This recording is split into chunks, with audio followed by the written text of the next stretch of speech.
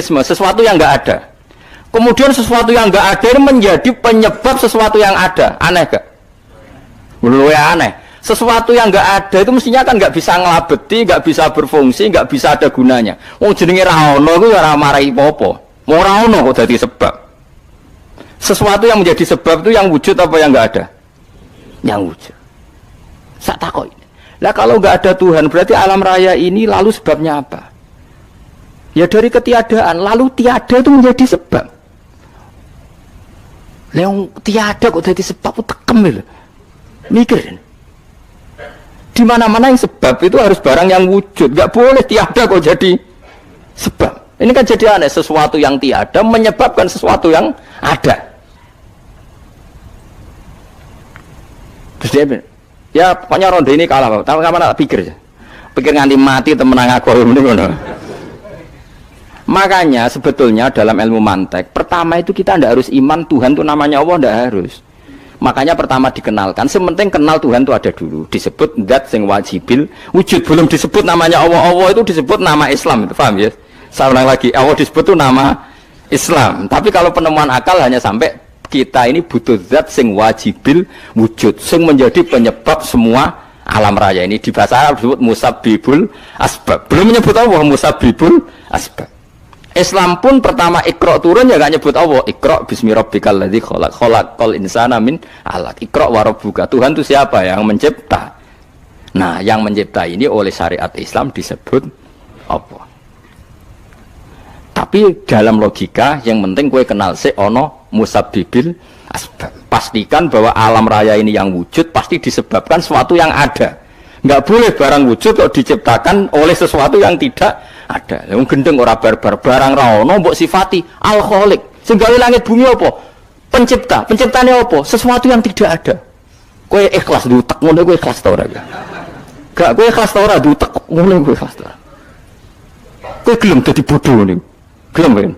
Mboten. Nah, nikmat ngono jenenge nikmat batin. Mulane sing suwenang mbek kalimat la ilaha illallah. Wes ana sing bid'ahno Allah iku wong nganggur wis beno sak uni-unine.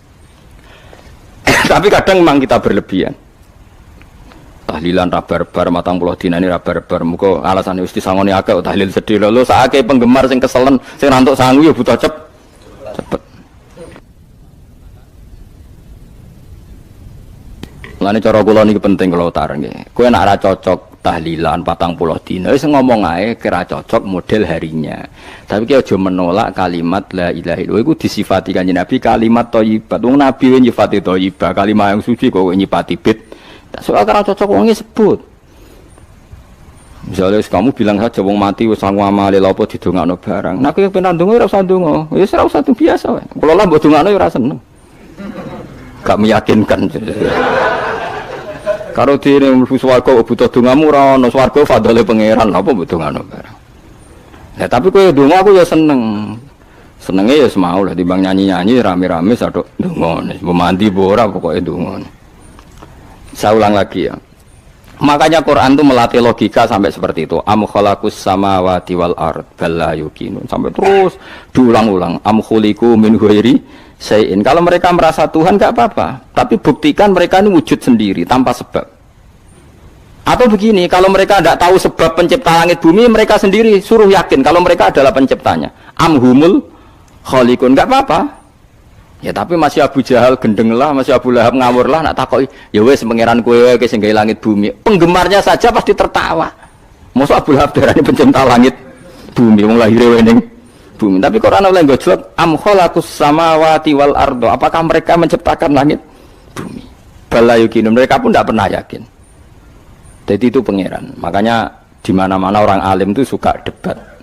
Karena pangeran sendiri kalau menjelaskan kebenaran seringnya juga nantang debat. Kata Allah, Qul ara'aytum ma tad'una min dunillah aruni madza khalaqu minal ardi am lahum syirkun fis samawat. Enggak apa-apa mereka Tuhan kata Allah, tapi buktikan zaman langit diciptakan mereka memberi kontribusi apa? Apa urun bego, apa urun cagak, apa piye lah pas aku gawe langit iku dekne urun apa jare am lahum syirkun fis samawat. Misale urun apa lah? Urun tol ta urun apa lah. Itu pangeran. Mereka kan pasti menjawab enggak. Terus itu nih kita biming qobliyada. Kalau kamu nggak percaya Quran sebagai kitab, enggak apa-apa. Tapi buktikan kamu punya kitab tandingan. Enggak, mereka enggak punya juga. Atau gini, enggak usah Quran, ke sakralan. Au atharatim min ilmin, atau kajian ilmiah yang membuktikan bahwa Yesus itu Tuhan, atau yang membuktikan bahwa berhala itu Tuhan. In kuntum shodiqin, enggak apa-apa kalau kamu benar, buktikan. Nah itu makanya semua nabi itu punya kecerdasan, karena tadi nabi kadung nantang itu nih bi kita bimbing qabli hada au atharatim min ilmin in kuntum shodiqin. Tapi sekarang orang alim soleh itu jarang. Yang ngono anggar wong soleh rapati ngalim, anggar sing alim biasanya rapati soleh. Lah kula termasuk rontok-rontok ya isih rontok soleh ya rontok, tapi lumayan masih menjaga hujjatullah tadi. Sebab itu ulama dulu mengajarkan Allah itu siapa? Disifati zat sing wajibil wujud. Karena alam ini kadung ada. Kalau alam ini kadung ada, pasti penyebabnya sesuatu yang wujud. Tapi kalau wujudnya mungkin, bahaya. Wong sing gawe wae wujudnya terima mungkin, bisa wujud, bisa tidak. Makanya dipermanenkan yang gawe alam ini zat sing wajibil wujud. Sing wujudnya wajib. Wajib itu nggak bisa nggak, pasti wujud. Nah terus kita kenal itu namanya Khaliq, itu musabbibil asbab, itu Khaliqul asya. Lalu oleh Islam zat yang demikian itu disebut Allah. Terus jadi la ilaha illallah. Nah orang yang bertauhid gini tentu punya kenikmatan batin yang luar biasa. Sehingga saya bayangkan nanti mati yang ngono biasa wae kan. Gusti zaman kula teng donya ora melok ngatur oksigen, ngatur nyawa, ape mati ndak ra ngoten. Mulane jare Sidina Ali, jenengan jemben nak mati tambah pinter apa biasa? Ya biasa wae. Ning bumi yo ndelok kudrahe Allah, kok ning akhirat ndak ra padha wae ndelok kudrahe Allah. Mulane beliau masyhur guyonan beliau, lau kusifal ghata mastatu yaqinan. So ben aku nek mukasyafah ning akhirat imanku yo ora tambah, ya biasa wae, standar-standar wae. Maksudnya kue ning dunya ujung-ujungnya paling pokok ya menyaksikan kudratullah, so ben ning akhirat ujung-ujungnya paling pokok ya delok kudratullah. Ning dunya saiki Allah ya matlubi sing kita cari, so ben ning akhirat ya Allah lupi. Paham ya? Artinya hukum dunia dan akhirat itu sama. Kita di dunia golek ridhane Allah, ning akhirat ya golek napa? Ridhane Allah. Lah nek soal kecil itu, tapi ning akhirat kan masalah Gus pun rokok masalah, diutang ditagih yo masalah. Kere suwi ku yo masalah. Ya biasa jenenge makhluk anane masalah. Sing ora oleh di masalah ku pangeran. Pangeran duwe masalah. Biasa wae. Lah makanya kula suwun nggih aja geman gedeng ulama. BP ulama iku sing iso nerangno. Mulane ngendikane ulama-ulama iku kemampuan Quran wal kitabil mubin, kitab sing mampu memberi penjelasan iku sing iso maris iku ulama. Coba sampean semenjak ngaji saya inilah contoh paling gampang.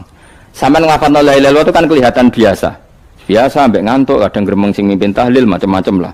Pemene nak ora barbar semacam-macam. Oke lah itu kamu gedeng manusianya enggak apa-apa. Kadang memang kelo tenan. Memang kalau tenan dekne wong sering kula takon, kula nak kiai lah, sering jejer kiai. Ku iso tahlil kan kula wani kok, kowe iso tahlil sangone akeh kok sungkan nak cepet. Kowe goblok kemlen seneng sing iso bulbet nek mangkel wong sak menambane sing kesusu. Tapi nak sing mimpin kula tetep cepet. Sing udang lah masuk sangone akeh tetep. Aku tetep cepet. Kok boten nami tetep mandiin aku. Aku nak suwi malah ra mandi ya. Jadi di daerah saya itu ada mitos. Sampeyan ngerti Istanbul, Quran kecil itu, sing jarine jimat itu. Tapi jarine saiki diproduk teng Kudus kathah 20.000 regane. Jadi di Kliwon itu regane pinten? 20.000 itu gawe koyo kuno ono kan. Tapi mau 20.000, ora sing asli. Nah itu sebetulnya yang asli itu hanya 5 atau 9 itu sing gawe niku jenenge Ki Sarbini yang terkenal jadun. Itu sing asli. Ya tapi anggere wong yang klaim asli, ya karek maklare lah. Tapi jelas itu dicetak masal teng Kudus 20.000. Pasar Kliwon teng kathah lah teng pundi-pundi kathah. Oh. Wong kanca kula dagangan Istanbul nak kulak sak-sak. Sak-sak tenan niku. Tak takon pas. Tapi nak ngetul sitok-sitok, orang kerja agar wong tak kei ngono, kurang ajar tenan itu. Nah itu ceritanya itu, dia tuh terkenal jaduk. Singkat cerita diundang tahlil orang mati. Ya kayak Pak Khalil Bangkalan itu kan orang-orang keramat. Bilang gini. Ya cung ya ngundang aku akeh cung ya bismillahirrahmanirrahim wis bapak-bapakmu di sepuro pangeran. Mulai. Yang punya rumah itu mangkelnya bukan main karena wis disembelihno sapi. Dikira kalau disembelihno sapi kan tahlile gayeng suwi. Lama-lama gremengnya tuan rumah ini si kiai tadi dengar. Terus balik nah, ya ngene cung. Kon buktekno nak tahlilku banding wek sapi ini. Kon ngetok wit klopo lho kon ngetok. Ketok. Ketok kon gawe timbangan. Sing sitok kon nyancangi sapi urip kubudi. Sing sitok kon ngosongno. Mengape digo apa? Timbangan wit klopo, ketok digo timbangan. Disakseni wong akeh, malane terus tambul keramat tuh, saking wong akeh. Dekne muni bis wis jumpat, sing sapi kalah. Lho bis tok jumpat mau bismillahirrahmanirrahim. Saking keramate muni bis wis jumpat. Akhirnya gue bambu mustas, gue mun cekap. Semenjak itu dia nangger diundang tahlil bismillahirrahmanirrahim. Wes serang gremeng wis iki wis beda. Ayo ana wong keramat. Iku wong iku sing tinggi basar pidi iku sing gawe Istanbul.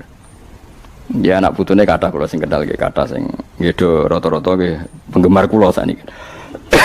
Tapi kula ra iso ge Istanbul. Kalau donga mbek pangeran itu gada keramat itu keramat terangno hujjatullah. Yaitu tadi logikanya Quran. Makanya sebetulnya Quran itu pertama ngajarkan kita, enggak apa-apa mereka ngaku Tuhan, tapi kita cek apa mereka menciptakan langit bumi. Ketika ditanya mereka bilang enggak juga.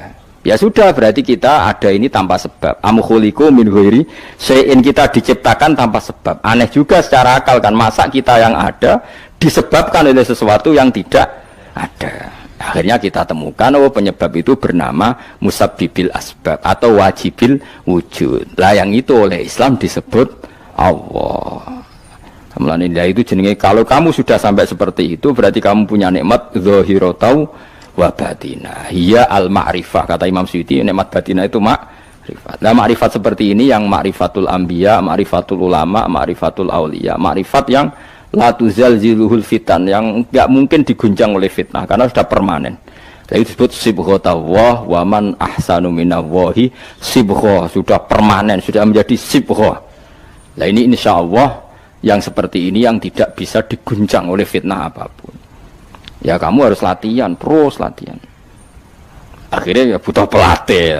Nah, aku sing nglatih kowe iku mok rok saulan pisan. Setan kompetitore awor kowe terus. Lah iku masalahe. Pelatih arang-arang setane. Nah, iku ora roh, nah iku sekolah ra melo-melo nah niku. Karena dunia ben seru kan mesti ana pelatih, ana pengganggu. Lah pelatih saulan pisan, penggangune aja. Tapi sekali yakin inna kaidas syaitani kana napa dhaifa. Sekali yakin wae kerja al haqqu wa zaqal batil. Wis masuk awar bedino piye barang batil tetep zaqal haqq napa ja al haqqu wa zaqal batil. Wis yakin ya yakin ainul yakin. Lan kok kandhani setan. Wis ki awar aku telus gak ngarah bisa ngalahno barang hak. Kandhani ngono. Kok setan wis ra ngantes. Ya kok setan napa kandhani.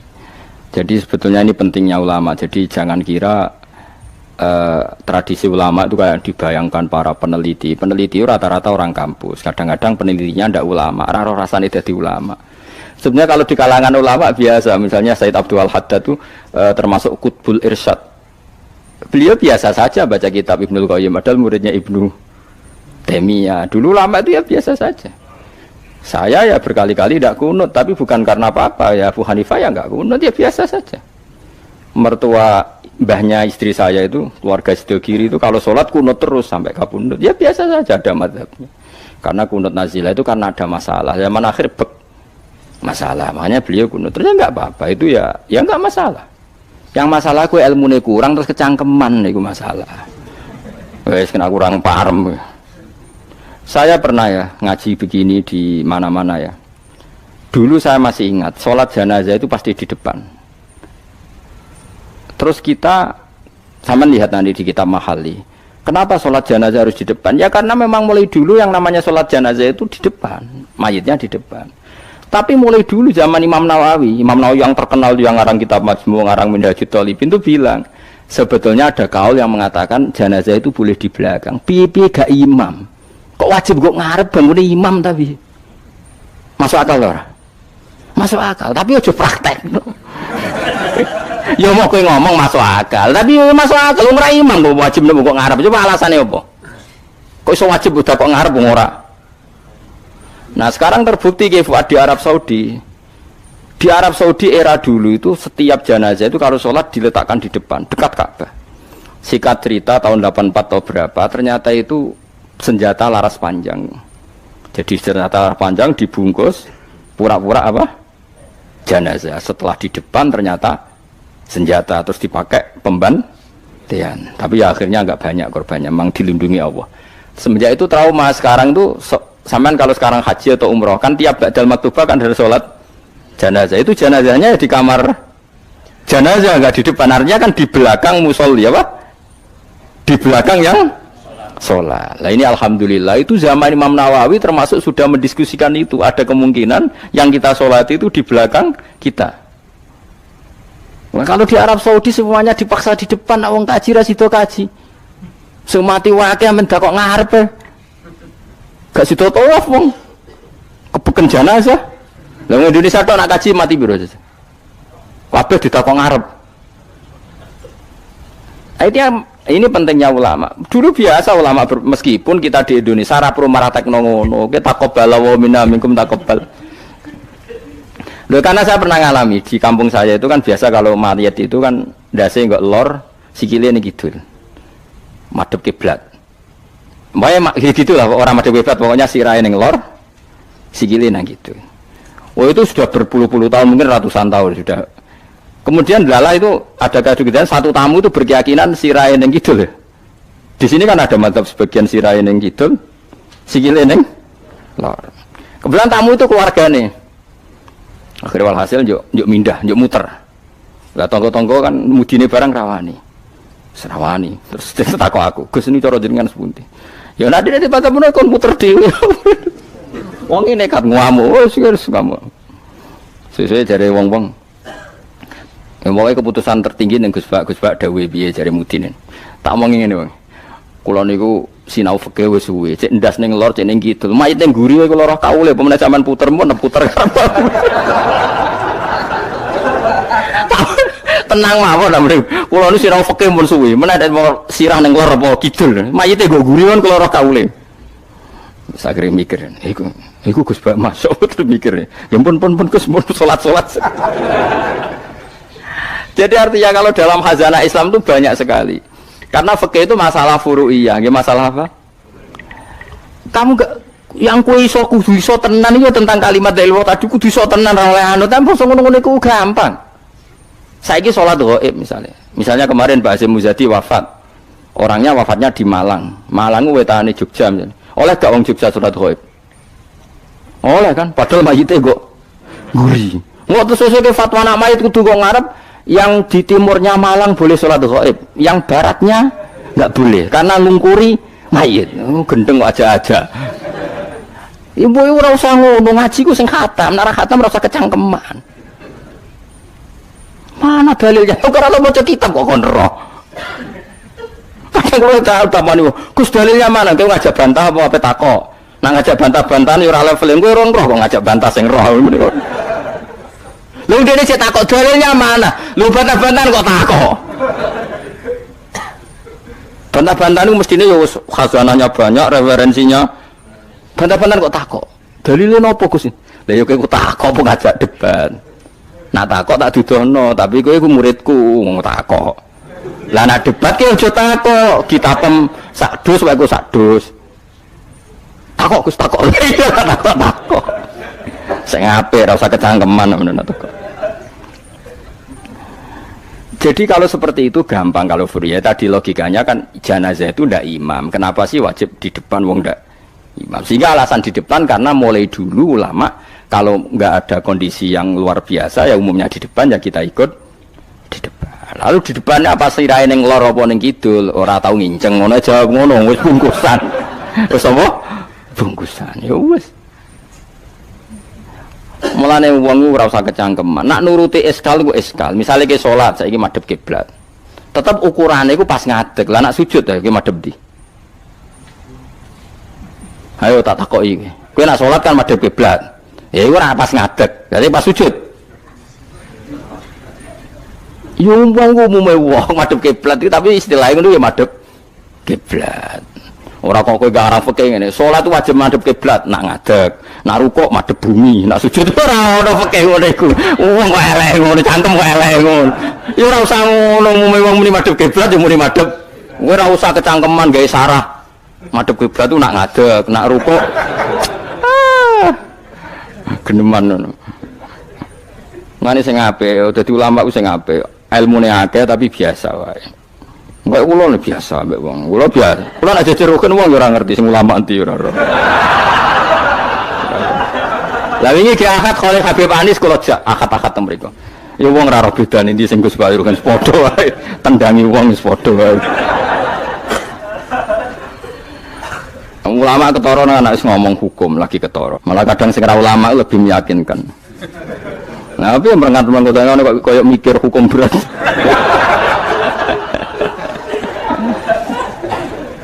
Saya kalau baleni malih. Jadi yang wajib permanen itu ma'rifatullah. Nggih napa? Ma'rifatullah. Kula suwun ma'rifatullah sing permanen. Disebut napa? Alaiha nahya wa alaiha namut wa alaiha nub'as. Nah istilah teng Quran apa inna sholati wa nusuki wa mahyaya wa mamati lillah. Kowe saiki urip iku ya ora karepmu dhewe, karep kersane Allah. Kowe mati ya ora karepmu dhewe, kersane Allah. Nak zaman kowe urip tidak dalam kendali Anda, setelah mati pun tidak dalam kendali Anda. Kowe ngerti-ngerti urip, ngerti-ngerti mati, ngerti-ngerti bangkit kau kubur. Berarti kabeh ku lillahi rabbil alamin. Ya sudah, seperti itu yang kita akan alami.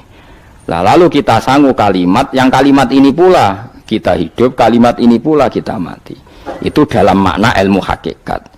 Nah makna ilmu syariat juga gampang. Aku wani urip ya mergo bela-belani la ilaha illallah. Umpama aku mati ya demi kalimat la ilaha illallah. Aja kok mati krana melok lomba terus mati. Ya mati ya berlomba dalam mempertahankan la ilaha illallah. Itu makna syariat. Nah kita harapkan makna ini dua-duanya ada. Secara syariat kita hidup ya demi ngurip-ngurip la ilaha illallah. Disebut diilai kalimatillah. Kayak aku, mulane kula nak mulang semangat. Aku wani urip demi mulang kalimat la ilaha illallah. Aku wani mati mergo wis rumangsa sangu.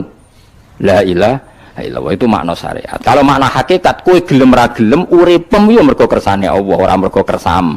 Kowe gelem ra gelem matimu ya mergo Allah sing ngersakno, ora mergo kersamu.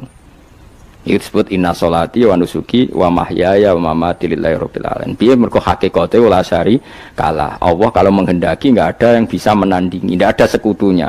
Artinya faqullu makana fi hadzal alam dunyan wa ukhra kabeh kullun bimuradillah. Nah itu yang makna hakikat. Nah tapi kan enggak masalah kita punya ilmu syariat juga punya ilmu hakikat, enggak masalah. Umat ini cukup bisa menampung ilmu syariat dan hakikat. Problemnya di zaman akhir ana wong sing sok hakikat. Si bebo gendeng jadab, si bebo rasolat jari solat ini Mekah, kadang goblok kira karuan. Lah ora goblok ya, ini Mbah Mun nak cerita kula. Wali rata-rata goblok. Lah bodoh nih kok goblok kira karuan. Mereka dulu itu ada orang ngaku wali. Bareng Jumatan, teng mriki nak bare jam berapa Pak? Jumatan. Jam 1 ya. Ditakoki, "Mbah kok mboten Jumatan, Mbah?" Wis Jumatan ning Mekah, jeng lha goblok ora karuan. Ning Mekah iki jam 10, apa Jumatan mbek sapa? Itu kan ketok goblok e. Wong ra Jumatan jam 1 jare muni bar Jumatan ning Mekah. Ning Mekah ku kacek 4 jam. Berarti jam piro ning Mekah? Jam 10 sudah 100 burung. Mesti ini adekne bodoni mending engko aku Jumatan ning Mekah iku rada pinter. Oleh muni wis. Lah ya Mekah be Indonesia terpaut pinten? 4 jam. Tadi Mbak kok mboten Jumatan? Aku wis Jumatan ning Mekah. Wis. Ning Mekah jam 10. Mulane wali